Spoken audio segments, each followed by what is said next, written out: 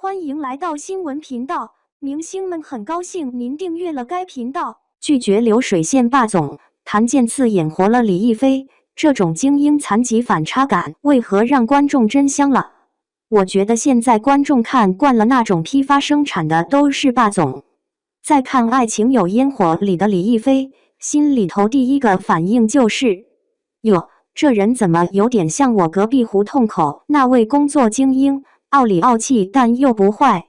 说实话，内娱这几年都市言情男主人设都快成模板了吗？不是一上来就总裁开会，挥手几十亿，就是走另一个极端，故意弄得一身土气，嘴上喊着我只是个普通打工人，结果一出手还是毫无人性。观众一开始还能磕磕糖，时间长了也累，谁愿意老看一个和现实完全脱轨的样板老公？而李亦菲这人，刚出场你会以为又是一个刻板精英，金丝边眼镜，袖扣一丝不苟，谈判时候那劲儿，活像投行教科书里走出来的示范案例。镜头一切到合租房，画风立马变了，厨艺是灾难级别，生活常识为零，洗衣机能给用成炸弹现场。我当时看着就乐了，这不就是典型工作里是战斗机，生活里是幼儿园的都市中产缩影吗？有意思的是，他的落难不是那种刻意要给观众看苦情戏的安排，剧里设定很明确，这人就是出身优渥，教育背景倍儿好，从小在被安排好的轨道上一路顺风，结果偏偏有一天，职业生涯踩了坑，资产冻结，只能暂时从云端调到地面合租。这个跌落不是为了羞辱角色，而是让他暴露真实的人性缝隙。很多同类角色要么把出身抹掉，要么把失败神话成为爱放弃一切，李亦菲不是。她身上的少爷劲儿一直在，挑剔、嘴毒、讲逻辑，随时带着一点我说的是对的那股自信。但你看细节，她会认真记钱，非不吃香菜，会为了他的报表熬夜改数据，也会在把厨房糊成灾后，站在那儿小心翼翼地看对方脸色，嘴硬但身体姿态特诚恳。我就纳闷了，怎么之前那么多剧就是不愿意承认一个道理，人可以又骄傲又善良，既有短板又不烂泥扶不上墙。观众最烦的是那种嘴上说自己不完美，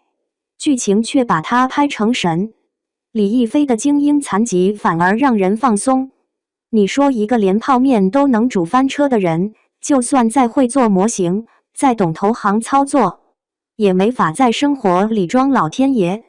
圈里有朋友跟我聊到这个角色，说创作挺聪明的，他没有强行用贫穷给角色加滤镜，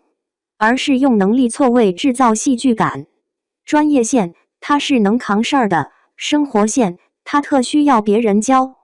观众跟他相处久了，就会从一开始的看他出糗变成后来的真想教他怎么用拖把，这就从看戏变成看人了。而要说这个人物为什么能从剧里跳出来，老实讲，谭健次的表演是关键。他演李亦菲最厉害的点在于那个反差不是靠刻意端着，而是很多非常细的小动作、小眼神。投行开会时，他说话节奏稳，背挺的特直，下颌微微收着，眼神永远停在别人眉心附近，那是典型职场人的防御距离感。同一个人回到出租屋，肩就塌下来了，走路带点塌啦，碰见不懂的家务操作时，会下意识皱眉，那个眉毛一动，你能看出来他是真的猛。我注意过他闯祸之后的表情，厨房被他弄得跟灾害现场似的，钱飞一回来，他嘴上还要死要面子，我只是实验一下，但你看他的嘴角，轻轻往里收，眼睛一抬一低在对方脸上打转，这就是那种我知道我错了但又不想立刻认怂的少爷式歉意。这东西特别细，很多演员要么演过，要么干脆直接耍宝，这种介于自尊和愧疚之间的小情绪就没了。最出圈的是醉酒那场亲吻，那场戏我认真看了好几遍。他靠近钱飞的时候，眼里那个亮是往外涌的，不是激情澎湃那种，是终于放弃克制后那一点点冲动。下一秒发现人家已经睡着，他眼神先是空了一瞬，像系统断电，又慢慢泛上一层委屈，像在心里嘀咕：我鼓足这么大勇气，你居然睡了。全程几乎没什么大动作，也没扑倒式的戏剧设计，就是镜头贴着脸，靠眼神和呼吸，情绪一层层走。我就爱看这种留白式表演。现在有的剧动不动就把情绪往外喊，台词不吼不算爱，泪水不雨刷式滑下不算痛。谭健次这次是收着来的，他很清楚李亦菲这个人本质上是不擅长表达爱的，那种嘴硬体贴的人不可能一下子变成热烈拥抱型，他每次情绪往外走一点都会立刻拉回去，所以观众看着会着急，但也会觉得真。还有一点值得聊聊，很多人说他把傲娇演成了反差天花板，我觉得这词挺夸张，但也有点意思。很多男演员演傲娇，最后就容易由眉梢往上一挑，嘴角一歪，台词语气一阴阳怪气，整个人像在拍综艺搞笑。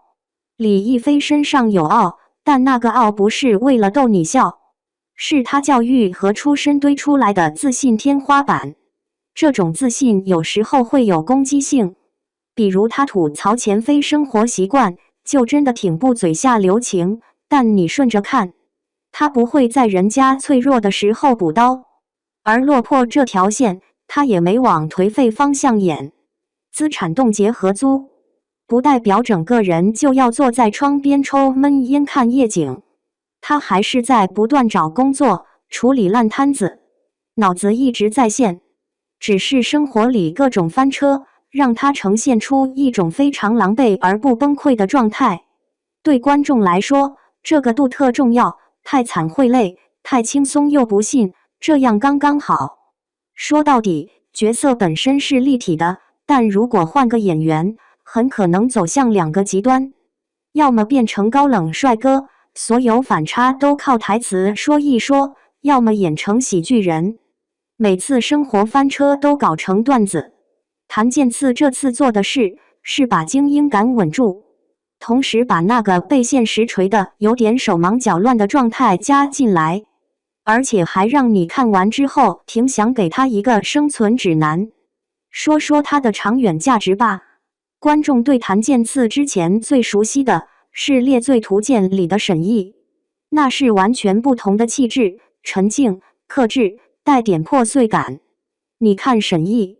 会觉得他属于情绪往里吞的那一挂，而李亦菲是嘴上爆出来，心里还别扭着。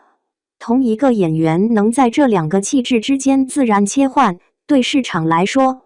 是一种很实在的信号，这人的戏路不窄。我身边挺多不看现偶的朋友，这次都跟我说，原来谭健次演都市戏也挺有意思。这就是圈层扩展。过去很多人给他贴的标签是古装脸悬疑适配，现在再加一条现代都市精英也能演活。你别看标签听着虚，其实直接影响后面他会收到什么剧本，制片方在开选角会的时候脑子里能不能想到他。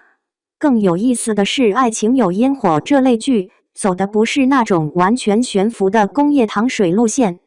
还是带一点现实烟火气的。他在这么一个相对接地气的项目里证明自己能撑起男主。说明什么？说明以后那些既要真实质感又要人物好磕的都市剧会更愿意找他。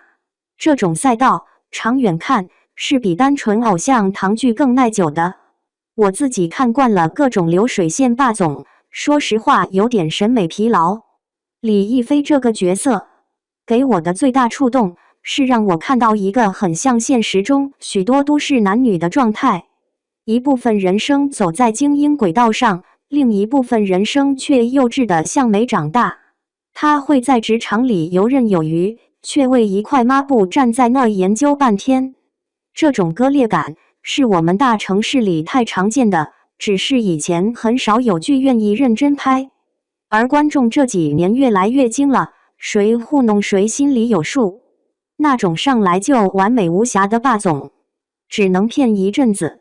你想啊，大家白天在公司被现实教育，晚上回家再看一个从不出错、从不迷茫的男主，情绪上是断层的。李亦菲的存在，至少让人有一个幻想对象。原来精英也可以不会生活，原来也可以嘴毒但真心帮你改报表。话说回来，我也不愿意把一个角色吹到天上去，夸过头就虚了。爱情有烟火本身在情节设计、职场戏的专业度上，还有不少可以打磨的地方。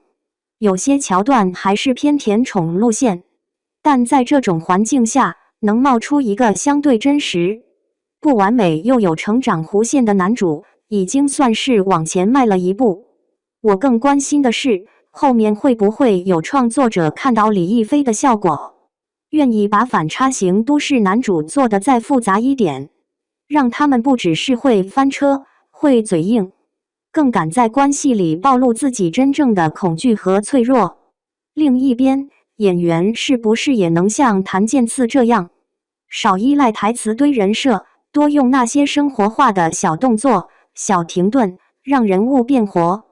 你看啊，观众愿意反复刷，愿意自己剪角色像视频，写长篇分析，这种热度不是靠几个霸总金句堆出来的，而是靠一个活人。李亦菲现在还不算完美样本，但已经成功撕掉了那层流水线霸总的塑料包装，露出里面那个有点骄傲、有点笨拙，还挺认真的都市男青年。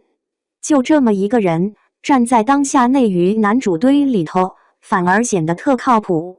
说到底，大家不再满足于看偶像，而是想看人。这回嘛，谭健次是真的把反差天花板演出点人味儿来了，别说，挺招人爱。